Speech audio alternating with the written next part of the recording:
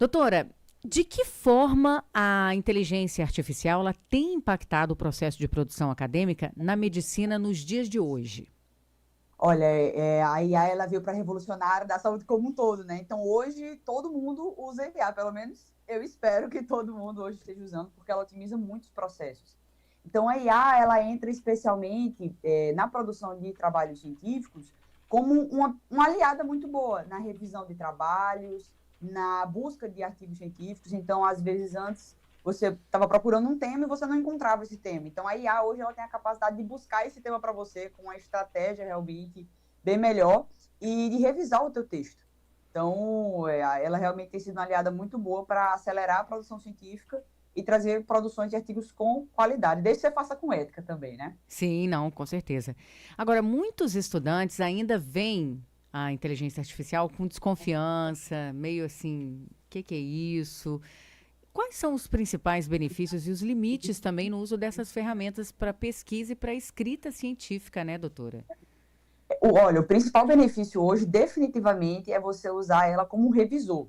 Então, você escrever o trabalho e pedir para ela revisar aquilo que você escreveu e o que um editor científico leria nesse meu texto que eu posso melhorar? O que é que está faltando nesse meu texto? Então, ela entra como um principal auxiliar.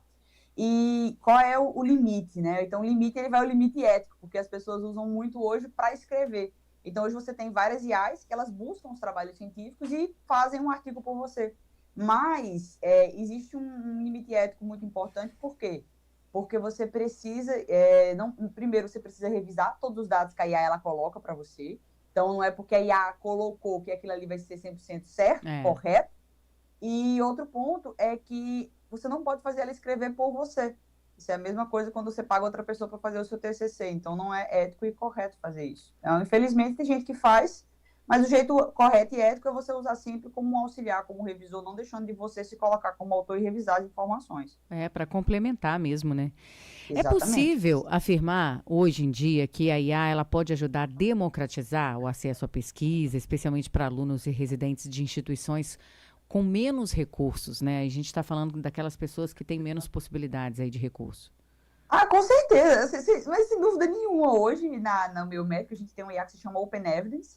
Essa IA está disponível Eu para acho que é a mais médicos e usada, estudantes não de é? medicina. A Open A Evidence, mais entre popular. os médicos, sim. É porque a gente tem o chat GPT, que é o OpenAI, e hoje a gente tem o Open Evidence, que é uma IA médica. E aí é gratuita, tá? Você se cadastra lá, você tem que colocar, no meu caso, eu tive que colocar o meu CRM, e ele libera o acesso lá para você. Então, trabalhos que ficariam ali esquecidos, hoje você pode ler e ter acesso, porque ele já vai na base de dados, você faz uma pergunta, ele busca o melhor artigo para responder aquela sua pergunta e ele traz a informação médica com as referências. Então, essa IA é muito boa. E essas pesquisas ficam no histórico ali para você conseguir guardar isso também? Com certeza, com certeza. Você Ago- consegue consultar tudo.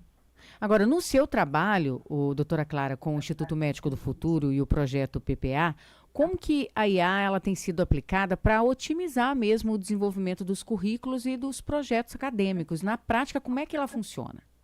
Perfeito. Dentro do meu programa, eu estimulo muitos alunos a utilizarem de forma de revisor. Então, nós temos uma IA treinada para trabalhos científicos. Então, eu tenho uma IA treinada que ela faz as referências bibliográficas. Então, hoje, uma coisa que você, poxa, eu ficaria a semana fazendo, horas do meu dia fazendo, eu sento, dou um comando e ela faz por mim. Ou então, eu passo para ela um script de revisão, então eu já tenho alguns prompts preparados de como pedir para ela revisar meu trabalho, e ele já dá a revisão baseada em panoramas internacionais, e especialmente do jeito que os congressos médicos pedem.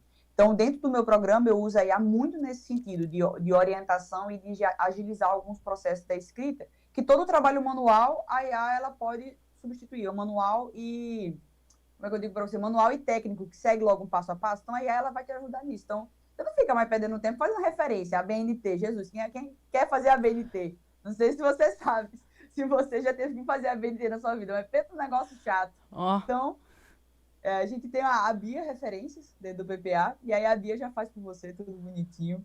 Então, agiliza muito o processo. Tanto que assim, eu tenho alunos meus hoje que, depois de seguir toda a metodologia da gente, a gente consegue fazer uma produção científica ali, 2, 3 trabalhos em um dia para mandar para um evento.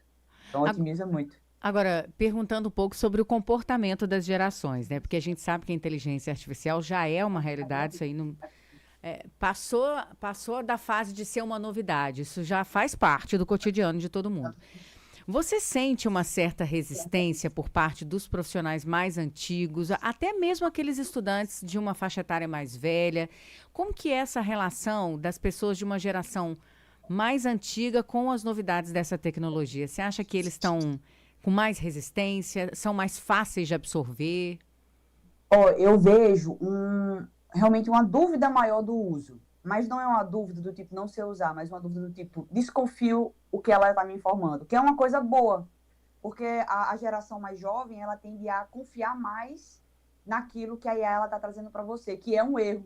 Se a gente for pegar as IAs médicas, já tem estudos publicados fora, né? Desde 2022 tem um artigo chamado Machine Learning, ele foi publicado pela JAMA, e ele traz que um dos maiores desafios dos médicos jovens é acreditar demais naquilo que a IA traz e não refazer o check, reconferir, que quem é mais velho já tem já é mais cético com relação a isso, entende?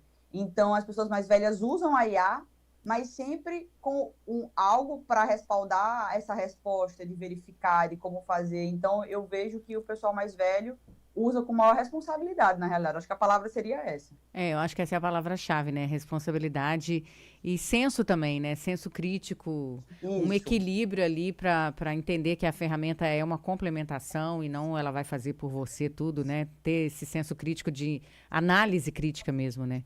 Exatamente. Agora, olhando um pouquinho para o futuro agora, doutora Clara, e aí a gente, não sei, a gente pode definir o futuro 10, 20, 30 anos. Como que você acredita que a inteligência artificial pode transformar, aí quando a gente fala em transformar, é uma mudança mesmo na formação médica e o perfil também dos novos profissionais da área da saúde? Olha, perfeito.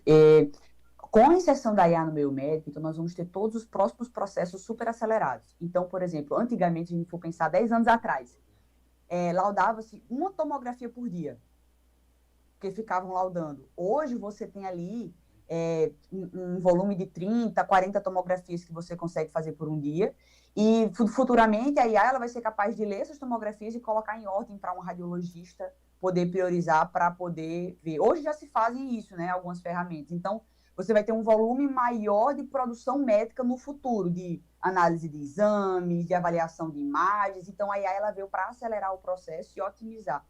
E para o futuro, isso aí é uma opinião própria, tá? Isso é uma opinião minha dos artigos que eu já li. Eu vejo que a gente tem que buscar para o futuro ser seguro do nosso conhecimento médico. Porque um dos maiores desafios daqui para frente não é se a IA vai ser capaz de fazer, mas se nós vamos ser capazes de identificar aquilo que o paciente está tendo para poder colocar certo na IA e a IA emitir a resposta para aquilo que nós colocamos. Então, hoje, o maior desafio, um dos maiores desafios, né, o maior desafio, quando se envolve inteligência artificial, é treinar o médico para identificar corretamente o quadro na vida real, para que seja colocado na inteligência artificial, para que ela te dê a resposta certa. E hoje também existe um outro desafio, que é a IA ela é treinável, tá? Só que se a gente for pensar no nível mundial, a gente tem guideline, por exemplo, de hipertensão do Brasil, da Europa, da América. Então, qual material será o responsável por treinar essa inteligência artificial? Porque quando você troca a população, você também troca o modelo de resposta que a IA ela vai dar. Então, assim, qual o impacto daqui para frente? Estimular mais a formação médica, para que o médico ele seja capaz de identificar itens sem a inteligência artificial, para que ele saiba usar a IA do formato correto. Então, a gente espera aí uma melhor produção dentro da medicina, produção mesmo de atendimento, processamento de imagens, processamento de dados. Para o futuro aí, quem sabe, você vai se consultar com o médico e você vai ter um sistema que ele vai saber desde o dia do teu nascimento até o seu dia de hoje, todas as intercorrências, e vai te dar ali o melhor medicamento para você, o melhor tratamento baseado com todo o teu histórico. Então, esse é quem sabe aí daqui para frente nós não tenhamos um sistema como esse aí. Com certeza, mas sempre que a intervenção seja humana, né? Sim, de inicinho claro, ali sim, seja sempre humana. Certeza. Doutora Clara Aragão, médica especialista em preparação para programas de residência. Muito obrigada, viu, doutora Clara, pela sua participação com a gente aqui hoje. Volte mais vezes. Ah, muito obrigada. Um abraço para vocês e um excelente dia. Até a próxima.